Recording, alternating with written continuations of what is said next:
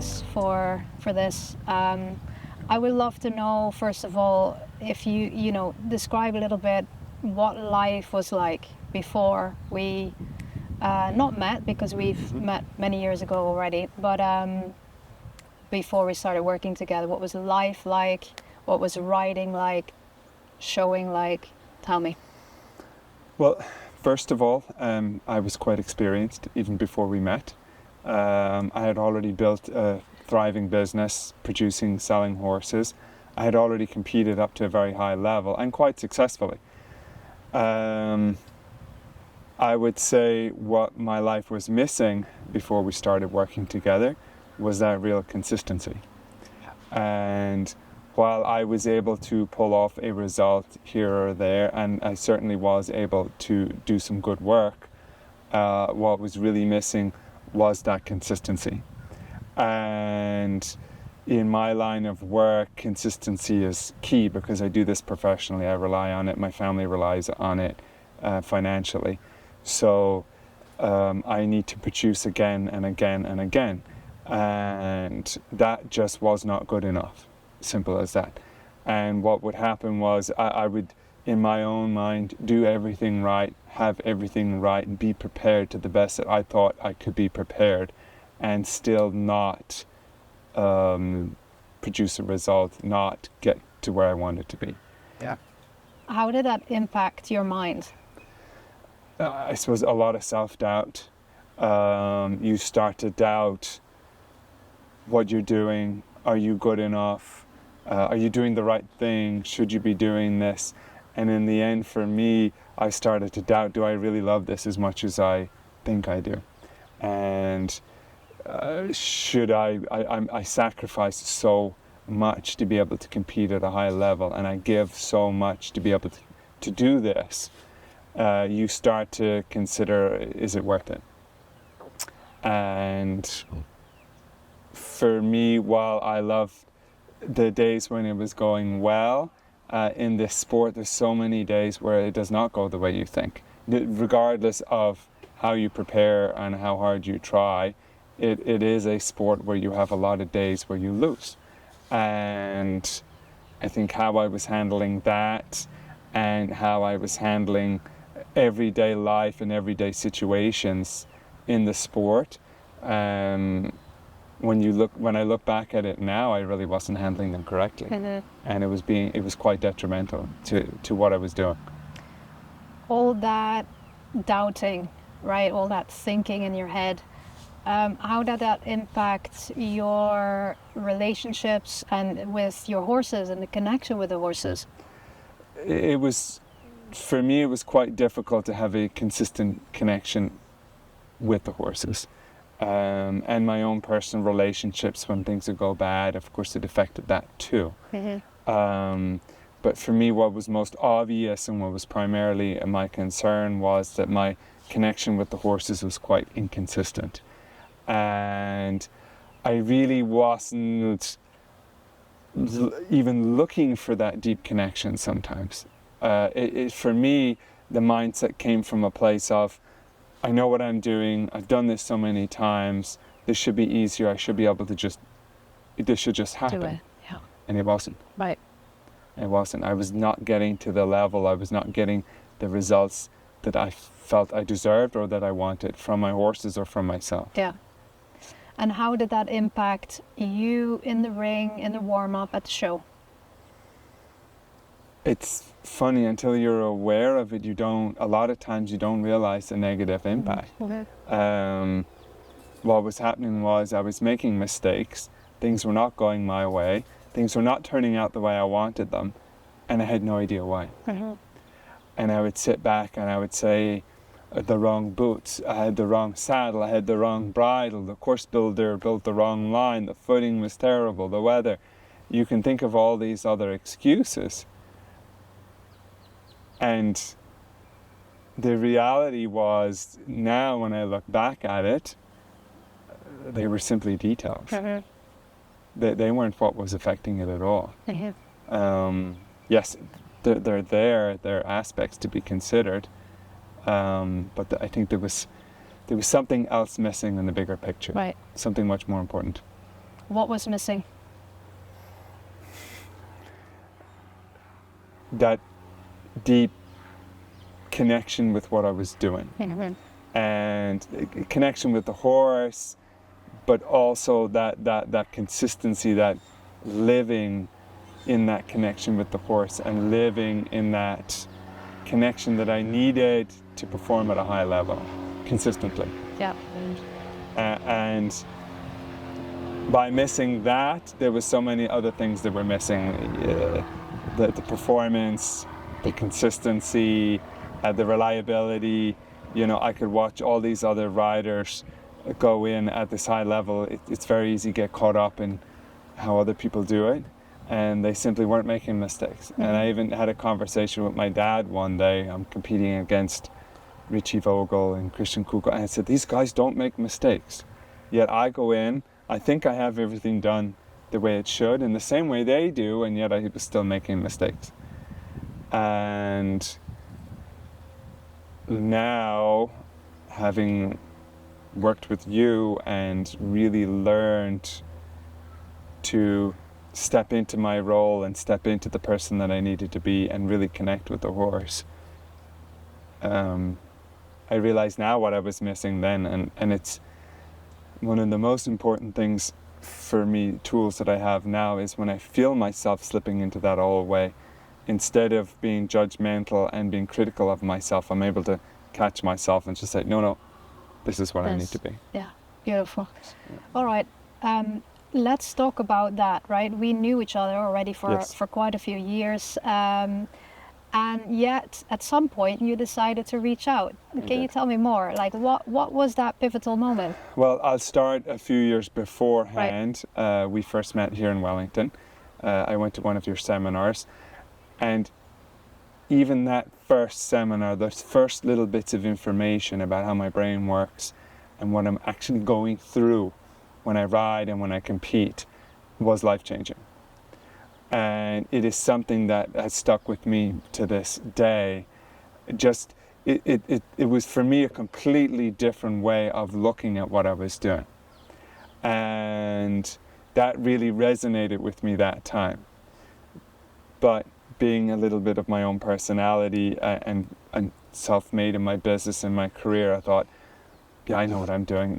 I thought that was enough. I thought that, you know, if I read the right books and went to your seminars and really followed what you were saying, of course I can do it. That's enough. Yeah.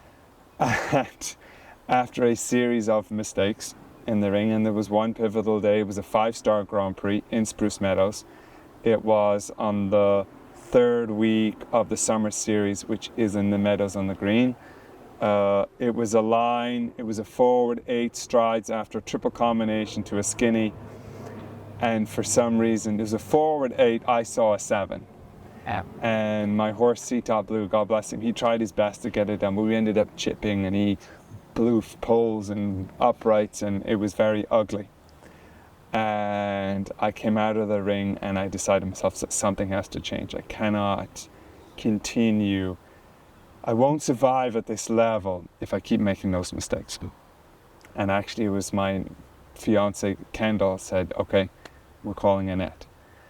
And my initial reaction was, no, that's too much. I don't need that. You're overreacting. And then when I actually thought about it, she insisted on it. And when I thought about it seriously, I was like, yeah, I really do believe it's the next step, and it's an important step. Did it feel like reaching out to me was really admitting that you needed help? Was that it? Yes, and for me, I thought it was a bit of an overkill. Yeah. I thought the situation's really not that bad, and the mistakes I'm making are really not that bad, and I think it's an overkill. And when I really had time to reflect on it and think about it, I realized that it was not. Right. And that it was, if I was to continue competing at this level and sacrificing and investing what I am to compete at this level, I needed to make sure that it was worthwhile. Mm-hmm. And in my thought process, I decided that involving you was necessary. All right, so now we had we scheduled in, Kendall indeed reached out, we scheduled in a call. What was that first conversation like for you? And also, once I mentioned the price tag, what was that like for you? Well, I'll start with the conversation. For me, that first conversation, it was definitely the first time in my life I ever spoke one-on-one about my thoughts and my feelings, and realistically what I'm going through mentally when I compete and when I ride. And just the process of that alone was life-changing for me, in a positive way. It was very new. It was a little uncomfortable, for sure, at the start.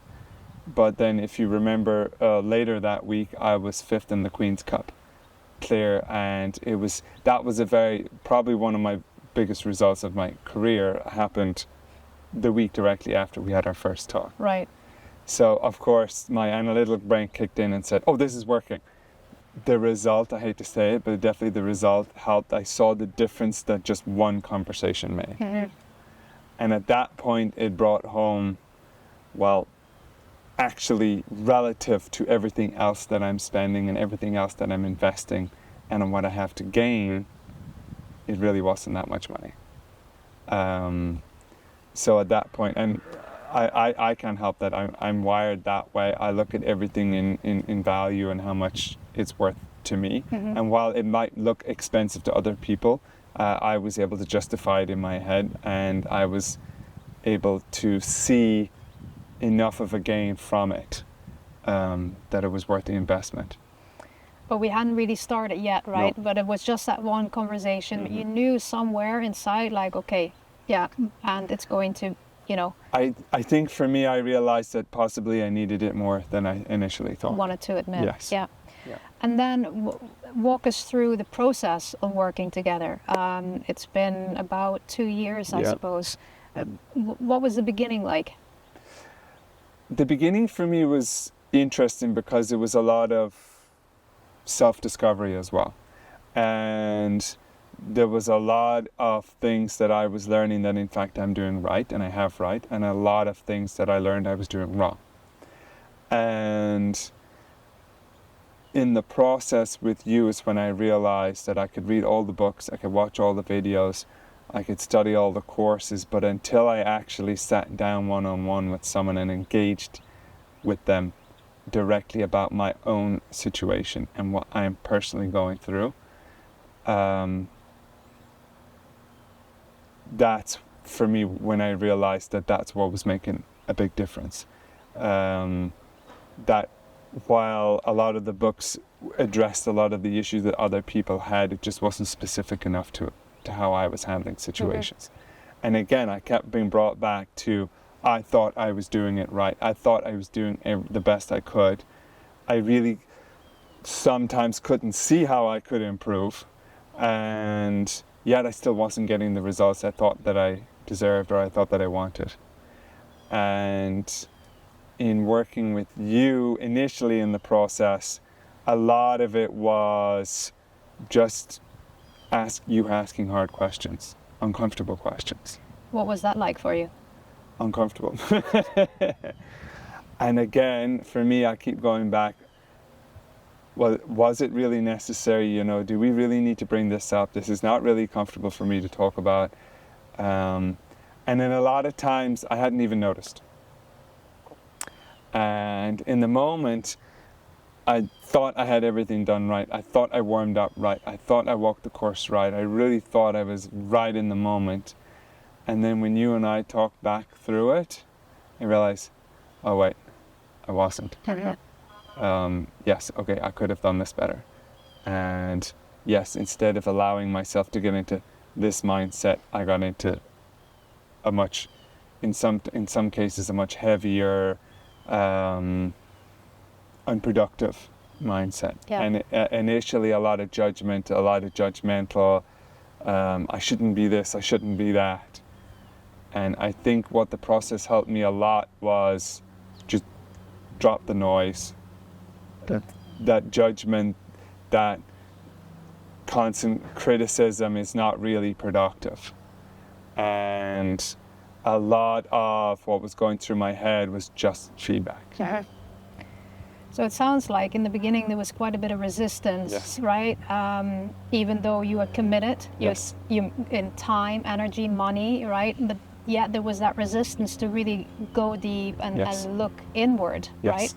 right? We were used to indeed like blaming all the outer things, and Yes. now we were looking inward. So it sounds like what was required was really also you being really honest with yourself. Yes. and really daring to look at that. Yeah. Then I wonder, has the trust in me changed in the process? I would say initially there was a lot of trust in you. Like I said, from before we even started working, I had a lot of respect. I'd read your books, I had been to your seminars, watched all your videos, and I believed in it. So starting off, I was a true believer in what you were doing. And I would say certainly a couple months in, I started to feel the discomfort set in. And it started to get to a point where I was just started questioning it. Yeah. And questioning your method.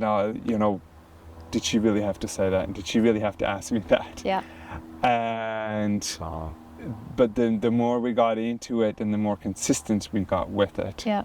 the more I started to actually see the benefit of it. And 2 years down the line, I would say closer to a year and maybe 2 or 3 months in, it really started to become part of how I handle myself. So my goal was always to get to a point where I didn't need you to bring it up all the time. Yep. And that I could become self-sufficient in a way that I wasn't just relying on coming back to you for my answers or to ask the hard questions. Yes. And what I started doing is asking myself the hard questions. Wait a minute. I would walk myself. Basically recited the conversations that we would have. Yeah. And in that, then a lot of times I was more prepared for when you and I would talk as Right. well. So by the time we would talk, I've already had that conversation in my head. I've already thought about it. And what started to happen to me was the conversations were less of a revelation and more just reaffirming Right. that what I was already thinking about. Right. It also sounds that it before it was almost like, we don't want to see all of it, Yes. right? We don't want to go inward because it's uncomfortable. Yeah. But actually the training was to get used to that discomfort Yes. and doing it anyways. And doing it anyways, just yeah. observing it from a neutral place, Yeah. what's working Yeah. and what's not working. Yeah. And great. What has the whole process resulted in? How would you describe, for example, your connection and relationship with the horses good now? question, and that's where I wanted to go next. I would say for me the biggest change in my process, and don't get me wrong, I was relatively successful in my old process, but just not consistent. And I always knew I could do better. And in my own life, in my sport, in my business, I'm always trying to do better. I'm always trying to be the best. And until I die, my goal is going to be that I am the best at what I do and do it the best that I can. The biggest change for me is the connection with the horses. And starting the day off every day, every week, with that mindset that if I'm going to ride a horse and if I'm going to work with a horse and I'm going to jump a horse or flat a horse or hand walk a horse or lunge a horse, I'm going to deeply connect with that horse. So I'm not on my phone, my mind is not going elsewhere. I have a very vivid imagination, not everyone knows that about me, so it's very easy for my mind to go off somewhere else. And before, a lot of times when I was riding or flatting, I was designing a barn, I was designing a farm, I was thinking of a business model, I was thinking of economic models, just things completely unrelated to what I was doing. And while I was still physically riding the horse relatively well, it might have looked okay from the outside, the connection wasn't there. Yeah. And that going deep, that really, really focusing in what I'm doing, it simply wasn't there. Mm-hmm. And then what would happen is on the day of the show, I'd come out and, oh, let's go, it's time to go, now I need to connect. And it wasn't happening. Yeah. So one of the biggest differences that I made in the process of you and I working together was focusing every single day. Every minute I'm working with the horse. Start right from the beginning in that connection with the horse. And it's not that I wasn't capable of it before, I just wasn't doing it. Mm-hmm. And then if I was training with someone, I could connect very, very deeply, but then the next day I wasn't. Mm-hmm. And yeah, I would say the biggest, most positive step forward is, and for me, it doesn't matter what horse I'm riding. I like riding young horses, green horses, any kind of horses. Horses with problems, horses with no. I can ride Seatop Blue. He's the most perfect animal to ride you can imagine. So that allows me to connect even deeper with him and go to an even deeper level. And now I've gotten it to the point where we are so in tune with each other and connected with each other. It really takes your riding and your sport to another level. So would you say consistency is what you've created? Consistency. And I would say, and it did take to almost near the end of, I say the end, but more recently of us working together, that I really started to focus on the consistency. And we discussed this quite often, where I would hit these amazing highs and then fall off the cliff. And what I realized in the end was it's that consistency every day. Every day. Living it. Yes. Living it every single day. It did, and for me what was most surprising, it didn't take that much more effort. It didn't take that much more work. I didn't have to spend more hours in the saddle or more hours in the barn. I didn't have to spend any more money to do it. All I had to do was, when it came time to ride, zone in, really connect with the horse, really be present and be connected with what I'm doing. And in order to do that, you have to first connect with yourself, Yes. right? Yeah. And that's where you helped in the uncomfortable parts of it. You were very engaging to the point, and then you were able to push those uncomfortable buttons that maybe other people weren't able to. And push those buttons that reading the books and watching the videos and doing my research and actually even working hard on it myself, I was not able to get to that point. Yeah. It took someone like you with the correct training and the experience to kind of open that box and really push those buttons. And then point me in the right direction. So I think that was probably the most pivotal part of it. Great. Any other results that you want to share as a result of working together? Strangely enough, my interpersonal skills with the people and the humans around me has helped a lot. And I have become a lot better at having uncomfortable conversations, because if you run any kind of a business or any kind of a team, uncomfortable conversations are a big part of it. And my fiance Kendall helps with that a lot too. She constantly said, I need to get better at it. But in the end, it was probably working with you and working on myself that made me better at that too. And then it makes for a better team atmosphere. And in the end, I cannot do any of this without my team. Nobody can do this on their own. Yep.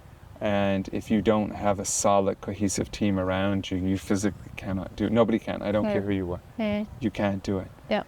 And it put me in a position, well, yes, it was helping my riding, but it also helped me personally deal with other people.